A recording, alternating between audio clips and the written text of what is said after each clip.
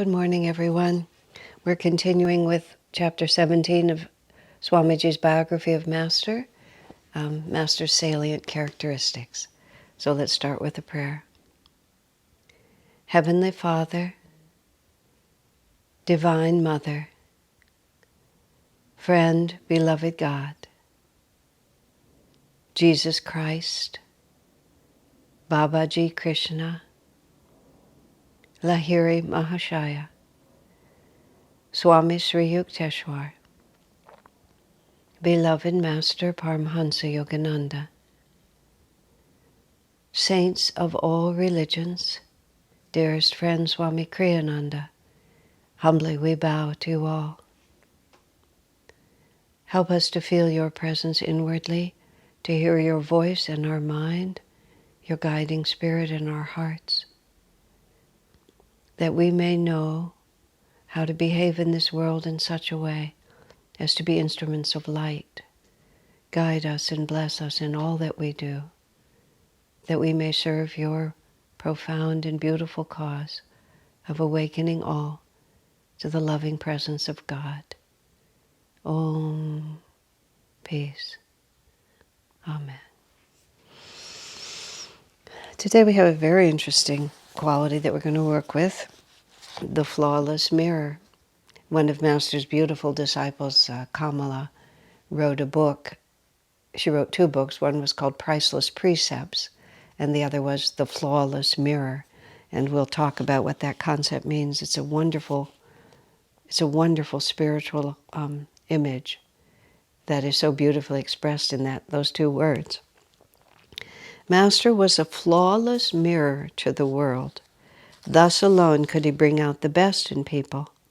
To everyone he met, whether a disciple or a chance acquaintance, he reflected back his or her own higher self. What that means is, because Master was so much in everyone, his consciousness was he wasn't merely aware, he was actually, he was at the level of unity with everyone that he was with. So when he was with anyone, he could show them who they could become. And it wouldn't be that Master would be showing them Master's own consciousness. In some very subtle way, he would be showing other people what they could become. And you see, that was the transforming power. It wasn't just his example, which was, of course, inspiring, but it was the faith he gave each person in their own spiritual potential. So he says, to everyone he met, whether a disciple or a chance acquaintance, he reflected back to that person their own higher self. In fact, he actually appeared physically different depending on the consciousness of the person he was reflecting. There are two photographs that dramatically demonstrate this phenomenon. The first is one of Master with the famous opera singer and disciple Amalita Galacucci. Amalita herself was she was almost bird-like. She was this, I've only seen her in pictures, but she was this very tiny, very elegant Italian woman who was this great opera singer. So, you can see the whole personality and the whole nature there, which is not exactly how you would think about Yogananda. Bird-like is hardly the quality you would think of. An elegant Italian woman isn't really what comes to mind. But, he says, Yogananda's face is transformed with a gentle feminine quality, and his physique seems delicate and frail, like Madame Galacucci's. In the second photograph, Master stands next to Señor Portes Gil, who was then President of Mexico. By contrast, Master's face appears like a mirror of Portes Gil, hearty, masculine, a jovial visage, and his body looks stocky and sturdy and full of energy. These two photos of Master seem hardly to be that of the same man. The change in facial expression, comportment, and energy is so dramatic. These photographs and this subtle, unannounced, and serviceful activity of Master's, I'm going to just read those words again. These photographs and this subtle, unannounced and serviceful activity of masters demonstrate two things. First, Yogananda's complete lack of ego, to allow him to reflect back to each individual his own inner divine self, unmarred on Master's part by any egoic definition with or attachment to his own body. Second, Yogananda's unflagging commitment to spiritually help and act as a divine instrument for everyone he encountered. As Master said, everyone whose path has crossed mine in this lifetime has been for a specific purpose. I'd heard that last line before, but not that phrase specific purpose had gone out of my thinking. Everyone crossed his path for a specific purpose designated by Divine Mother. The way I'd heard that phrase there was that, everyone who crossed his path, it was God intended. And to say there was a specific divine purpose for it. So let's deal with several aspects of this, which are so much fun. I was very touched by Master's subtle, unannounced, serviceful attitude. And also we have to think about, let's think about for a moment. The Masters have one interest, and that interest is to awaken us to God. And the Master, the Avatar, comes, he descends from his perfect state of oneness with God, assumes the body, begins the incarnation, carries out the incredible complexity of the whole project, and he does that whole thing for one purpose, which is to awaken individual souls to their own divinity and to bring them toward God realization as far as he's able to bring them. And that ability to bring them to God realization is not a limitation on the part of the Master. It's a limitation on the part of how much we are able to receive of what the Master has to give us. To all who received him, speaking of Jesus, to them gave he the power to become the sons of God. Received, and to what extent?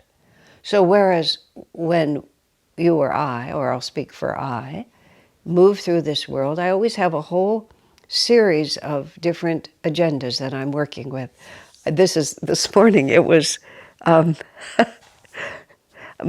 been trying very hard to keep my mind on one thing and just do that one thing. But I have this Gemini mind that goes in all directions, and sometimes I get mentally distracted. And this morning, and this was not actually a senior moment, because this is just the way my mind works. But I was doing things, and then suddenly I lost the focus of what I was trying to do. And I realized I was standing there in my underwear. So the probability was I was trying to get dressed. And it came to me just like that. Like, what am I doing? Oh, I'm not dressed. I'm half dressed. Maybe I'm trying to get dressed. And it was such a wonderful revelation for me to figure it out. Now, I know that can sound like early onset dementia, but it wasn't. It was just my mind had wandered from the task at hand.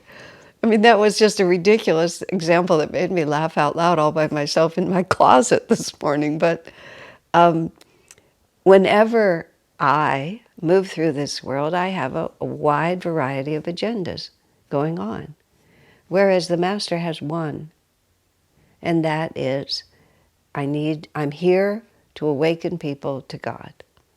And may we be able to awaken thy love in all hearts. It's one of the wonderful prayers that Master gave that we say all the time. That was his only, and for him, there was no limit on the creative possibilities that Master could employ in order to awaken others. And the most, and I'll speak again from my own experience, there are countless gifts that I received from Swamiji over all the years that Swami showered upon all who would receive them, and continues to do so. I mean, he was entertaining, he was instructive, he was wise, just countless things. But the deepest and most profound gift he gave was faith in my own spiritual potential. Because if you have faith in your own spiritual potential, then you will persevere. And what happens when people give up on the spiritual path or become discouraged or sad, they lose faith. They lose hope. As long as you have hope and you have faith that this is eventually going to work out, you may suffer a lot as the karma wends its way through, but you will persevere. It's when we lose hope in our own spiritual potential that everything falls apart, at least for an incarnation or two, until we can pull it back together. That's why in an earlier one of these I was talking about, and I believe it was Daniel Boone, he wandered away from Master's path, from the ashram, became very involved in a worldly life. But then he articulated to Swamiji that there was no hope for him spiritually. And, the wandering away from the ashram, getting involved in worldly pursuits was unfortunate. But the one thing that broke Master's heart was that he'd lost faith in his own spiritual potential, because then he would just dive deeper into delusion until that faith came back. So one of the most powerful ways that Master was able to do that was by being in this beautiful phrase, the flawless mirror. And the flawless mirror, you can think of it in many ways, but the flawless was when you go in a mirror, you look at yourself and you're looking at who you think you are, which is what we normally think of as our body. And what we tend to see is the flaws a lot of the time. We see age-related changes. We see that I look really tired this morning, my eyes are bloodshot, whatever it might be. But there is an aspect of ourselves which is not so easily discernible with human eyes, which is the perfect image of the divine. And if every time one looked in the physical mirror, one saw reflected back the perfect image of my divine self, just think for a moment how that would change everything about us. Think how many times we glance at our reflection and draw a conclusion from whatever's put back to us. And even if we see a beautiful, joyous human face, that's still just a human face. What we're wanting to see is the divine light. So the flawlessness of Master being a mirror was when a soul looked at him, what we saw reflected back to us was the absolute certainty that we are loved by God, and the absolute certainty that everything that I think I am is just a passing wave on the ocean, that the depth of the divine ocean is who I really am. I mean, isn't that a fun way to think of ourselves? Just every time we glance in the mirror, we say, oh, there's the infinite. There's the Atman staring back at me. Oh, there's the perfect divine light. And so when Master, and now the other part of that, which is so dear in the way Swamiji describes this, is that each one of us has a unique aspect of the divine. Now, I can say all these words, and I feel increasingly lately that I always have to qualify them by saying, this is what the Master has said. Because the more I try to really understand these things, the more I realize I don't. But we are, each of us, unique, even though we are also one with the same divine reality. But we all have these extraordinarily interesting and separate karmic journeys that we all have to walk through. And Amalita Galacucci was herself a petite Italian opera singer. And Portes Gil was the president of Mexico. And he was a big man and sort of just in every way. The two of them, if you'd put them next to each other, you would just hardly imagine this was the same species. I know a friend of mine, her son is a very big man, and they lived here for a while, and he had full grown at that point. And I just saw his shoes outside their apartment once, because we all take off our shoes here. And I mean, the size of his shoe. If I'm not mistaken, I think I rather surreptitiously put my foot inside his shoe just to experience what it might be like to have a physical form where the foot was that big, and the whole rest of him. He was beautifully proportioned, but 6.5 feet tall, and just a very big, strong man. And I consider myself, at least when I was younger, to be a rather strong woman, but I mean, both of my feet twice could have gone into one of his shoes, I think, because we're so different. I mean, that's just a very obvious manifestation of difference. But what kind of consciousness would create a male body that's 6.5 feet tall? It's just like, it's incomprehensible to me, because nothing in that scenario at this time in my evolution resonates with me. That's all. When I was commenting once about a man's big strength and the size of his body, he said to me, "My body is the right size for the consciousness I have." That's what he said. And yes, that's exactly right. It was home to him. So it's not just a question, and this is where the Master becomes so touching. It's not just a question of persuading us philosophically of this potential. And there's a huge difference between the spiritual abstraction.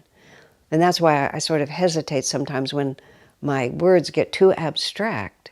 You know, we are all children of the divine. We are all infinite inside. We are all the same God realization. Yeah, but we look so different from each other. You need to sort of bring that abstraction down to something that's meaningful to me. Because even though all those abstractions are true, what really compels us on the spiritual path is when it becomes a revelation for me, an actual experience, a realization. One can believe intellectually, but when one realizes that there is a unique spark of the divine in me, that's quite different. And you see, that's where Master was both completely impersonal and utterly personal. So that when he was with Amalita Galikuchi, he did not reflect back to her the abstraction. He reflected back to her who she is, given who she is, but divinely perfected. And so with Master's perfect understanding of divinity, he would attune himself to her divinity, and then, as Swami said, even his physical form, which is really just an energy pattern, the energy pattern of his physical form, he would become so deeply connected, so deeply conscious. And this takes us back, the story that I've told on multiple occasions, where we were with Swami in Disneyland looking at hundreds of people. And Swami had this sudden upliftment of consciousness and said, "Imagine not merely loving all these people, but being every one of them." He said that was Master's consciousness. So Master didn't have to make an effort to sort of, like maybe I should stand like this and hold my face. None of that. He just loved her, loved God in her, and he went into that aspect of the divine, which is her perfection. And that's the flawless mirror. So she looked at him as if looking in a mirror, and what she saw was her own divinity. And then that becomes a realization, because the Master projects it so powerfully to us. Now, yes, of course, human personal contact with the living form is a wonderful thing, but that same power is in the eyes of the photographs, of Swami's eyes, of Master's eyes, of Sri Yukteswar's eyes. We're looking in the flawless mirror of our own realization. And that is what changes us. Now, the way we're approaching these characteristics of the Master is we're not just articulating their greatness. We're also trying to understand, how can I live? How can I live like Master lived? Now, to be a flawless mirror may be a bit beyond most of us, but the direction that that represents is there's several sides of it that we can draw out that can provide us a way to be channels for higher awareness, and can also be subtle, unannounced service, a serviceful way to be with other people. I remember once I was urging upon a friend a certain line of development which I thought would be helpful to them. They were resisting me, and somehow or another Swamiji became involved in the conversation. I really don't remember how, but he did. And his question to me, I said, don't you think that what I'm suggesting is just what would be helpful to them? Somebody said, oh yes, of course. So that was the beginning of it, which is my perception wasn't wrong. And then he said, but it has to be something that they want for themselves. It's not enough that you know it's right. It has to be what is their inclination and what is their priority. So that was a very helpful sort of redirection for me, which I've done my best to carry on as best I can. Not being egoless, things get a little more complicated. And in another context, when I was having a little difficulty working with someone, Swami just put it to me like this: why don't you try to understand what he is trying to accomplish? Not what you think he is trying to accomplish or what you want him to accomplish, but try to understand what he is trying to accomplish and see if you can help him do it. And it was amazing, because as soon as I started not thinking of it, you see, because I was thinking of it abstractly. Here's the project, here's what we're working on together, this is the end we're trying to get to. But instead of thinking of it that way, I thought first of the person I'm working with. Who is he? What kind of flow of energy does he have? What does he see as the priority? What method is he trying to use to get to that priority? And then as soon as I would try to get inside of his reality and feel it from his point of view, then all of a sudden we could work together. And whatever positive influence I might have been able to exert was greatly increased when I was cooperating with who he is inside. Like this. Now, it's not as great a cooperation as Master could offer as a flawless mirror, but my goodness, it was a much more helpful reality than the one I was following before. Another way, when I was first answering letters for Swamiji, when I was first being his secretary, and he was training me on how to represent him in an appropriate way, and he was training me how to answer letters. Sometimes I would compose letters that he would go out over his signature, although he would always read them and often edit them, so just so you understand that. But nonetheless, I learned to be pretty good at intuiting what he wanted to have said. I mean, it increased Swami's capacity to serve. My attunement helped him to serve more because I could move things forward. He didn't have to put his hands on everything. So he just said such simple things, read the letter and see what kind of temperament you're talking about. Is this an intellectual? Is this devotional? Is this a person who moves primarily through willpower? Does this person want reason from me, or does he want feeling? And it was a bringing to a conscious level what Master was able to do without the slightest thought, because he had no conflicting cross currents of ego. Who am I talking to? Not what do I have to say, but who am I talking to? What kind of vibration, what kind of words will communicate with them? And then when I looked at all the letters Swami wrote, I would see how very differently he would respond. And he would respond in the bhav, in the spiritual tone, the spiritual language that person spoke.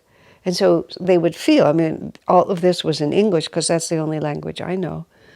But so people would feel that Swami understood them and was speaking their language, which he did. And that was it was the physical body didn't necessarily change, but the whole approach would change. And there were qualities that I very much needed to develop in myself, always is true. And I remember at a certain time when I began to realize that I had a few specific friends who really excelled in qualities that I really needed to develop. And so instead, when I was with them, instead of just continuing in what was my natural bhav, I made it a deliberate spiritual practice. Now, this was to help myself, but it also is a way of helping others. I deliberately tried to move into them and to just feel it and see it from their point of view. And I was doing that in order to absorb the vibrations that they had. But once I began to understand how to do that, I was also able to do it when I was helping others. I mean, you can think of it in terms of vocabulary, you can think of it in terms of energy level, you can think of it in terms of the way that you communicate. You know, I'm a person, I can be very intense, I can be very fast, I can be very determined. And when I'm with someone who's softer, more deliberate, maybe not as decisive, if I just come across with all the energy that I have, it's just overwhelming. It's not the slightest bit helpful. Who am I serving? And when I was beginning to try to draw energy, magnetism from people, I also realized, of course, this is also how you give magnetism. That you have to feel what vibration will be able to be received. And if I was in a position where I felt I could be helpful, that I had something that was helpful, but first I had to pay enough attention to find out what the vibration of the person in front of me was. And then it becomes both helpful to them and also a marvelous spiritual attitude to be able to just let go of the ego and just blend into whoever is with you. Swamiji said to me once, I was having difficulty working with this particular person because they were so just forceful in a way that I didn't find helpful in everything that they insisted on. And I know that could be said about me, and I hear that, but nonetheless, I was talking to Swami and I was just saying, I just don't know what to do. And Swami said, because he agreed that person, he said, how did he put it? Well, basically, when you're with them, there's just really not room for anyone else. So he said, so when I'm with her, because she had many fine qualities, this was just a characteristic. He said, when I'm with her, I don't bother to have a personality of my own. That's how he put it. He said, because she has all the personality that's needed. That didn't mean he gave up his values or anything like that, but just had a way of being. And he said, I just don't bother to have a personality of my own. Oh my goodness, that was so much fun after that, because I had to spend a lot of time with that same person. And I thought, why do I have to have a personality? We're not talking about principles. We're just talking about the way everything is done. So let's just do it her way. Why do I need to have a personality? So, of course, this isn't the freedom that Master expressed, but this is how you get there. This is the direction. Let me do subtle, unannounced service to people by trying to understand where they're trying to go and ask Divine Mother, how can I help them get there? Of course, where we're all trying to go is to get to God, so the question is, how are they trying to move toward the divine, and how can I help them get there? And then we may be a flawed mirror for a while, but we're on the road to becoming the flawless mirror that Master himself always was. God bless you, my friend.